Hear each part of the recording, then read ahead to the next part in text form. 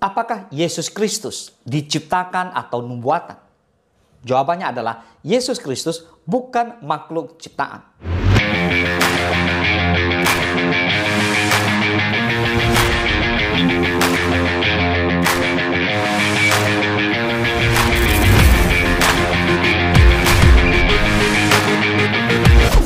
Melainkan pribadi ilahi yang sudah dinubuatkan sejak perjanjian lama.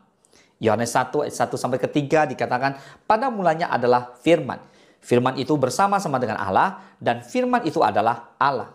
Ia pada mulanya bersama-sama dengan Allah. Segala sesuatu dijadikan oleh Dia dan tanpa Dia tidak ada sesuatu pun yang telah jadi dari segala yang telah dijadikan. Yesus Kristus bukanlah ciptaan, melainkan Ia adalah Sang Pencipta, serta merupakan pemenuhan dari nubuat-nubuat yang telah lama ada. Alkitab mengajarkan bahwa Yesus adalah firman Allah yang kekal, yang menjadi manusia untuk menebus dosa manusia. Beliau menggenapi ratusan nubuat mengenai Mesias dalam perjanjian lama. Nah, berikut kita akan bahas bersama-sama lewat sebuah pertanyaan. Apakah Yesus itu makhluk ciptaan? Beberapa ajaran sesat menyatakan Yesus hanyalah ciptaan Allah, bukan Allah itu sendiri. Tapi jelas Alkitab menyatakan bahwa Yesus adalah pribadi yang kekal, bukan diciptakan, dan keberadaannya Yesus sudah dinubuatkan sejak dahulu kala. Kolose 1:16 dikatakan karena di dalam Dialah telah diciptakan segala sesuatu yang ada di surga dan yang ada di bumi, yang kelihatan dan yang tidak kelihatan, baik singgasana maupun kerajaan, baik pemerintah maupun penguasa, segala sesuatu diciptakan oleh Dia dan untuk Dia. Katakan amin. Alkitab mengajarkan bahwa Yesus tidak diciptakan, melainkan Ia adalah Sang Pencipta. Karena di dalam Dialah, Yesus Kristus telah diciptakan segala sesuatu. Segala sesuatu diciptakan oleh Dia dan untuk Dia. Kolose 1:16. Dan doktrin keabadian Kristus adalah satu ciri khas dari kekristenan Alkitabiah. Sekarang kita lihat yang kedua. Yesus Kristus bukan makhluk ciptaan. Yang pertama, Yesus adalah firman yang kekal. Jelas, Yohanes pertama, ayat pertama, pada mulanya adalah firman, dan firman itu bersama-sama dengan Allah, dan firman itu adalah Allah. Jelas menyatakan bahwa firman itu adalah Allah. Yohanes 1 ayat ke-14 dikatakan, firman itu telah menjadi manusia dan diam di antara kita. Dan kita telah melihat kemuliaannya, yaitu kemuliaan yang diberikan kepadanya sebagai anak tunggal Bapa, penuh kasih karunia dan kebenaran. Jadi firman itu menjadi manusia, itulah Yesus Kristus. Tidak ada penciptaan terhadap Yesus karena Ia adalah Sang Pencipta. Yesus adalah firman-Nya kekal, merupakan konsep sentral dalam ajaran Kristen yang menekankan bahwa Yesus Kristus adalah firman Allah. Yesus adalah firman yang kekal, merupakan konsep sentral dalam ajaran Kristen yang menekankan bahwa Yesus Kristus adalah firman Allah yang menjelma menjadi manusia. Konsep ini memiliki implikasi teologis yang mendalam, termasuk bahwa Yesus adalah sumber hidup kekal dan kebenaran yang abadi. Di Kolose 1 ayat 15-17, dikatakan Ia adalah gambar Allah yang tidak kelihatan, yang sulung lebih utama dari segala yang diciptakan. Karena di dalam Dialah telah diciptakan segala sesuatu yang ada di surga dan yang ada di bumi, yang kelihatan dan yang tidak kelihatan, baik singgasana maupun kerajaan, baik pemerintah maupun penguasa. Segala sesuatu diciptakan oleh Dia dan untuk Dia. Ia ada terlebih dahulu dari segala sesuatu dan segala sesuatu ada di dalam Dia.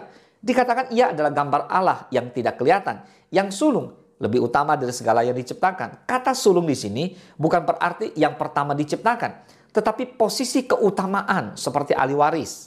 Ya, ayat 16-17 menegaskan bahwa segala sesuatu dijadikan oleh Dia dan di dalam Dia semuanya ada. Katakan amin. Dan yang ketiga adalah di Ibrani 1 ayat kedua dan ketiga. 1, 2, 3. Dan yang ketiga adalah di Ibrani 1 ayat kedua dan ketiga. Maka pada zaman akhir ini Ia telah berbicara kepada kita dengan perantaran anaknya yang telah Ia tetapkan sebagai yang berhak menerima segala yang ada. Oleh Dia Allah telah menjadikan alam semesta. Ia adalah cahaya kemuliaan Allah dan gambar wujud Allah, dan menopang segala yang ada dengan firman-Nya yang penuh kekuasaan. Dan setelah Ia selesai mengadakan penyucian dosa, Ia duduk di sebelah kanan yang maha besar di tempat yang tinggi. Amin. Allah berbicara melalui anaknya, yang adalah cahaya kemuliaan-Nya dan gambar wujud Allah. Ini menunjukkan bahwa Yesus bukan ciptaan, melainkan pribadi ilahi yang sama dengan Allah. Nah, sekarang kita lihat yang ketiga, kita akan bahas tentang nubuatan tentang Yesus dalam Perjanjian Lama. Begitu banyak nubuatan di Perjanjian Lama yang menyatakan tentang Mesias. Salah satunya di Yesaya 9 ayat ke-5. Sebab seorang anak telah lahir untuk kita, seorang putra telah diberikan untuk kita. Lambang pemerintahan ada di atas bahunya. Dan namanya disebutkan orang penasehat ajaib, Allah yang perkasa, Bapa yang kekal, Raja damai. Amin. Lalu di Mika 5 ayat pertama, tetapi engkau hai Bethlehem Efrata, hai yang terkecil di antara kaum-kaum Yehuda, daripadamu akan bangkit bagiku seorang yang akan memerintah Israel yang permulaannya sudah sejak purbakala, sejak dahulu kala. Dan yang ketiga adalah di Mazmur 110 ayat pertama. Mazmur Daud, demikian firman Tuhan kepada Tuanku, duduklah di sebelah kananku sampai kubuat musuh-musuhmu menjadi tumpuan kakimu. Amin. Nah, sebagai penutup, kita tegaskan sekali lagi, siapakah Yesus bagimu? Yang pertama, Yesus adalah juru selamat. Yesus datang ke dunia untuk menyelamatkan manusia dari dosa. Di Yohanes 3:16 menyatakan bahwa kasih Allah yang nyata dalam pengorbanan yang terbesar. Siapa Yesus bagi kita? Dia adalah pribadi yang mengasihi kita sampai rela mati di kayu salib, agar saudara dan saya memperoleh hidup yang kekal. Katakan amin.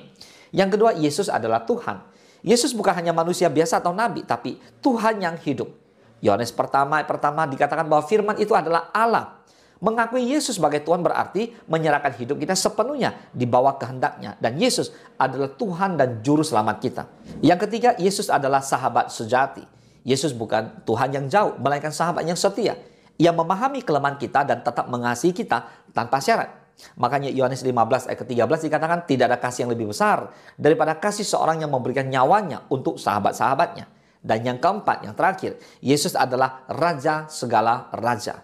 Dia memerintah atas segalanya dan suatu hari semua lutut akan bertelut di hadapannya. Filipi 2:10-11. Menyadari hal ini mengajak kita untuk hidup dalam ketaatan dan kekudusan.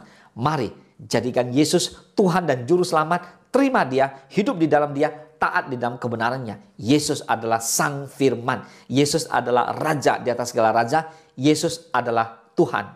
Tuhan Yesus memberkati.